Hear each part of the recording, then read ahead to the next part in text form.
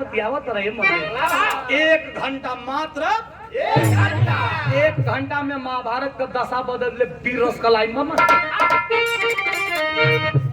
अरे कि बोला पाका तुझार अरे बोला पाका तुझार अरे काहे हमके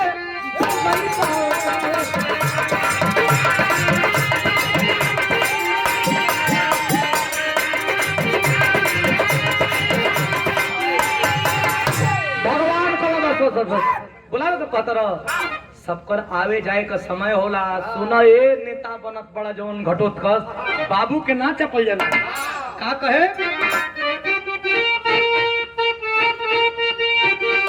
कहे कि अरे क्षत्रिय न हो अरे क्षत्रिय न हो अरे तू क्षत्रिय कहाई बो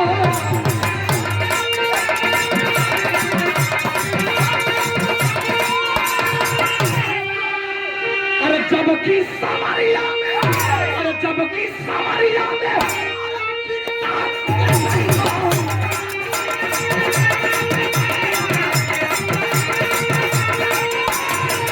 अरे गाजा शेर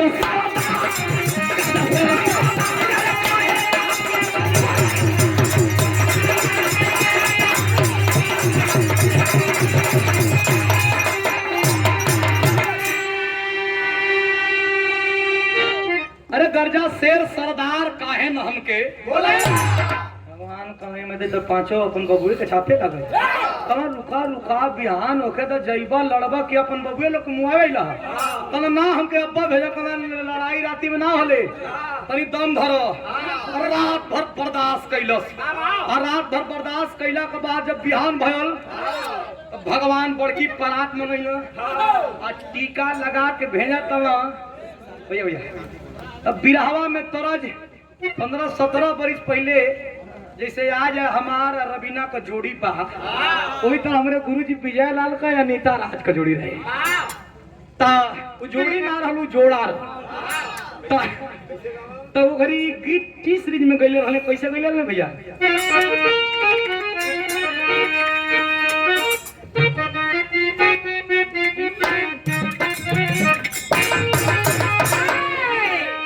बोले रहा कि गोरिया दिन भर कई के कटियो अरे गोरिया दिन भर कई के कटिया लेके सलियों का सिलवटिया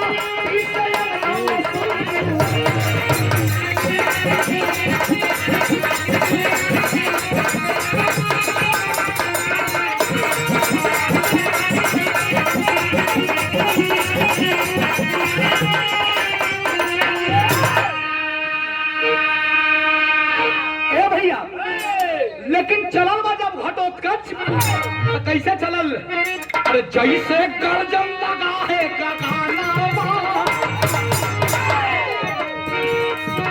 तो जैसे गर्जन लगा है गर्जन लगा है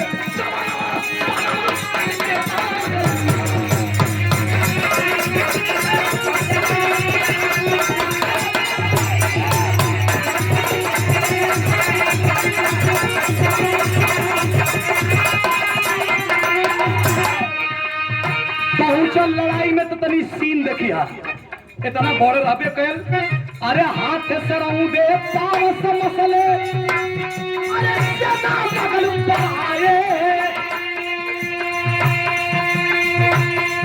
अरे हाथ धरती पे सबही अरे कैसे होई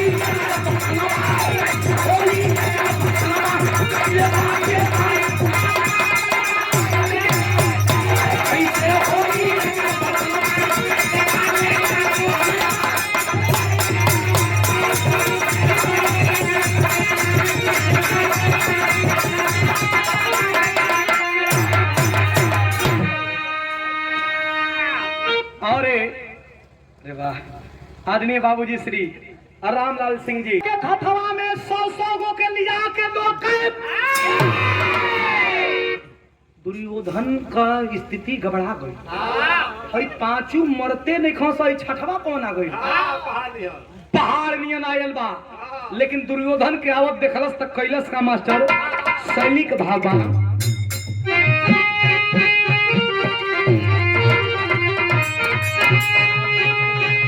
अरे 500 की रण में ढेरी मच गई, अरे 500 की रण में ढेरी मच गई।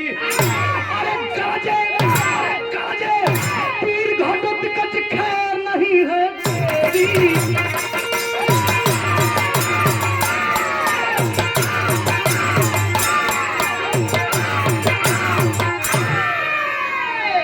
ठीक हो वाह भैया। गरजे वीर घटोत्कच खैर नहीं है तेरी। दुर्योधन कलश की ए बेटा क्या हुआ, बड़ा शानदार लड़त बड़ा। घटोत्कच कलश की तू क्या हुआ, तो कलश की महाबली दुर्योधन। जब सुनलस कि महाबली दुर्योधन कलश के रे बड़का बाबू रे प्रणाम प्रणाम ना हम चिन्हत है कहाँ है दुर्योधन हुआ ना, तो हम भीम पुत्र घटोत्कच ही ये बड़का बाबू। तो आई के तो मुआवे आई है कोई झगड़ा का जोड़ तो ही अरे बाप रे बाप चौंक ले लहलस भगल की बड़को बाबू कहा था कथा मुआ हूँ के दौड़ल वही करण कहल की का हुआ मोह लेके तरसत हुआ। अरे वो भीम का लइकवा तो जना सा कहीं का सट्टा लिखले वैसे जल्दी जल्दी कबार के अन्यतम भारत जात अमोक शक्ति चलावा घटोत्कच पर कलन्ना तीर चलाई तब ये करण ए अर्जुन पर घटोत्कच पर तीर बाण चलावत है कहना तब बाण चलाइबा अर्जुन पर हमन का तब रह जाई तब ना वो आजे ठिका ले लेबा मुआ के जाई। कहना तोरे कहला से हम ना चलाई मारब अर्जुन के। आंख में आंसू बा गुस्सो बा एगो बात कर बा विरह का तरज हीरो लबा मास्टर।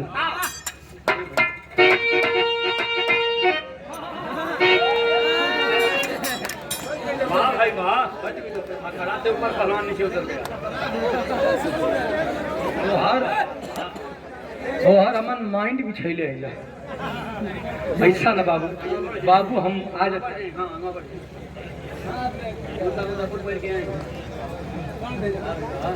नौटिया से मेरे भैया बड़का भैया राम सिंह यादव जी आपके द्वारा जो प्यार है ये दुलार है आपके स्नेह हमारे भैया के द्वारा देवल गिलबा कोट कोट प्रणाम बा धन्यवाद बा। वहाँ से नहीं आवत तो बेहतर वैसे भैया उस सर्कल है ना इतना अथुया है से बाहर निकल गई।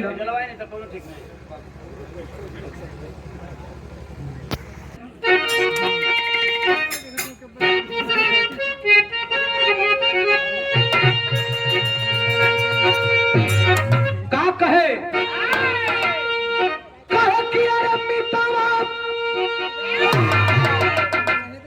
मन तन की सौरी बढ़े के करत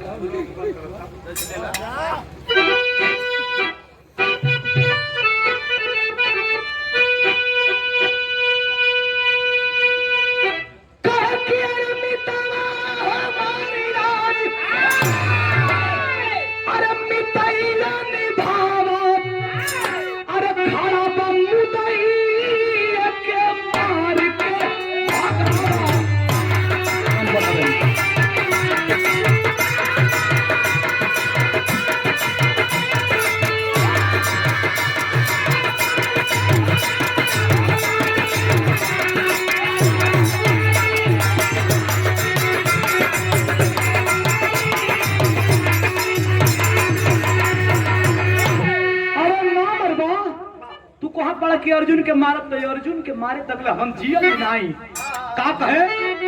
अरे नाही तो हमनी अरे नाही तो हमनी अरे के देई मुआई अरे के करा खातिर पलक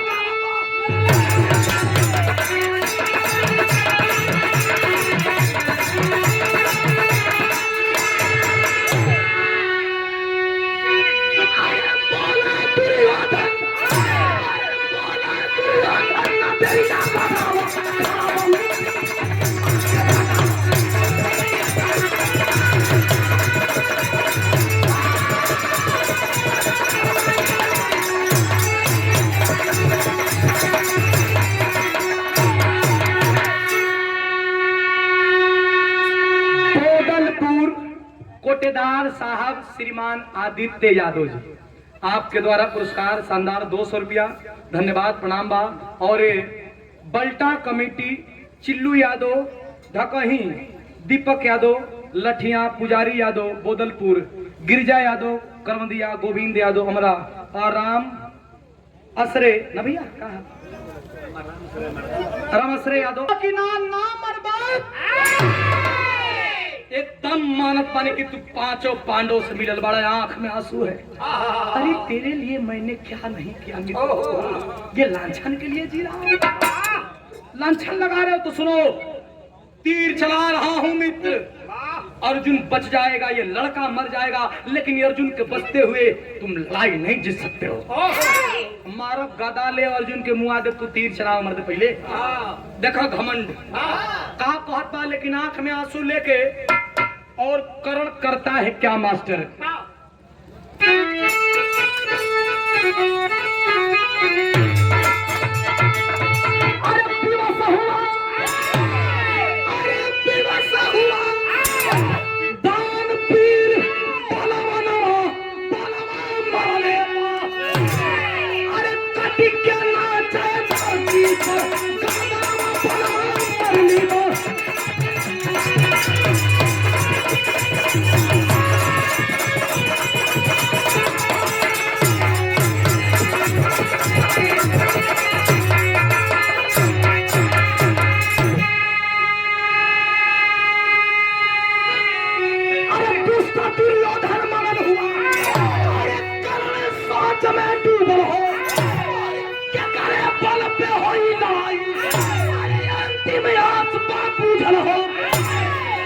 दुर्योधन के कहने पे कर्ण अमोघ शक्ति का प्रयोग किया है और घटोत्कच का गर्दन काट दिया है। धरती में गर्दन लिपट गया, धूल मट्टी लगा है, आंखों में आंसू भीम लिया है कि मेरा बेटा आया, मेरा भाई का जान बचाने के लिए गर्दन कटा लिया, लेकिन अब बक्सा नहीं जाएगा।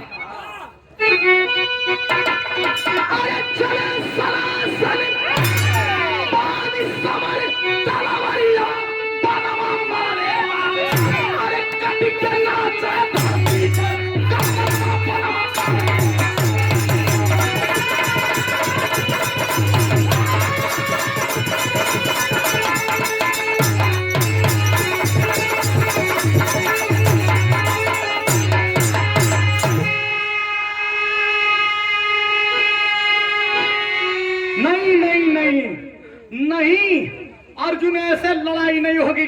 तुम्हारा ठिका लिया हूं क्या कि रोज बचाऊंगा? कदापि नहीं, कल लड़ना होगा करो से और सामने सामने लड़ना होगा।